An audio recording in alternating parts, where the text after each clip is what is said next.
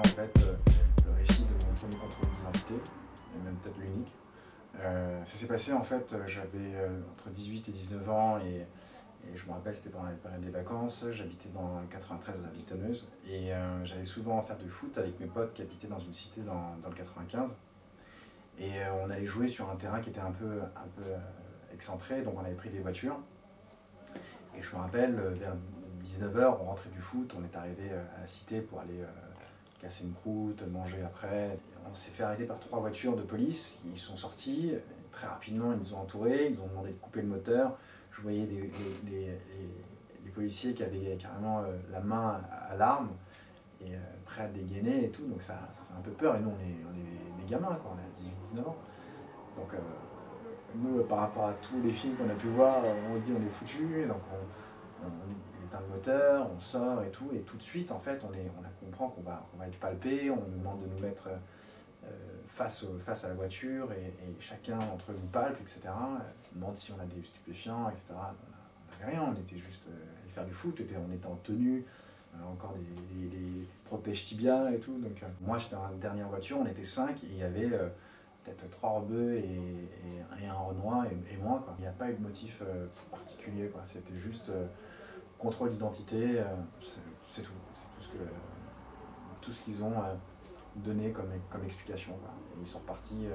Ça a été assez rapide, donc ils sont partis très rapidement parce que ça aurait pu dégénérer.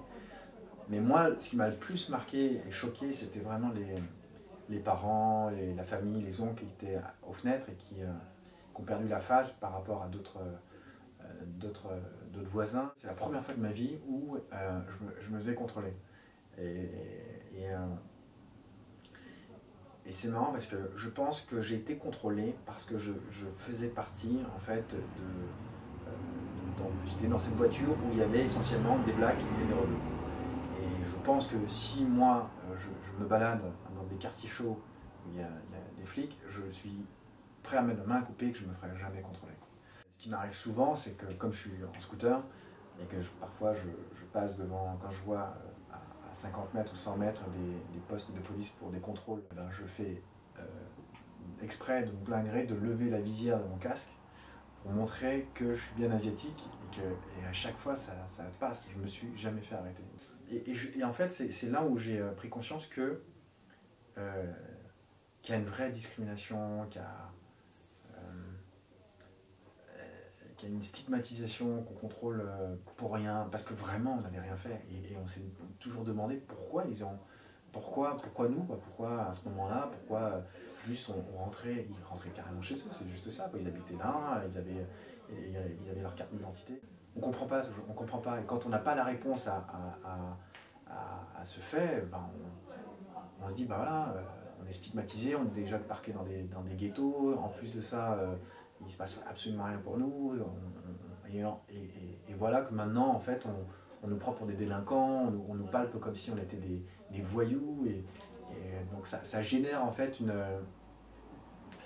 voilà, une sorte de haine, entre guillemets, mais moi j'ai la chance vraiment, je pense que je pèse mes mots quand je dis ça, de ne pas subir ça au quotidien. Je ne sais pas ce que c'est en fait. J'ai la chance de ne pas subir ça. Et je me mets à la place de mes potes rebeux et Renoir. Je comprends qu'à un moment donné, tu as envie de mal parler aux gens, tu as envie de dire mais pourquoi tu me fais ça? Pourquoi? Parce que je suis noir, parce que je suis rebeu, parce que je corresponds à une communauté et que forcément je véhicule une certaine chose qui pour toi sont négatives ou pour telle ou telle raison. Pourquoi? Ce qui est dingue, c'est qu'ils ont tous fini ingénieurs, ils sont professeurs, d'autres qui sont... il y en a un qui est médecin, l'autre qui travaille dans l'aviation. Voilà, c'est marrant, quoi.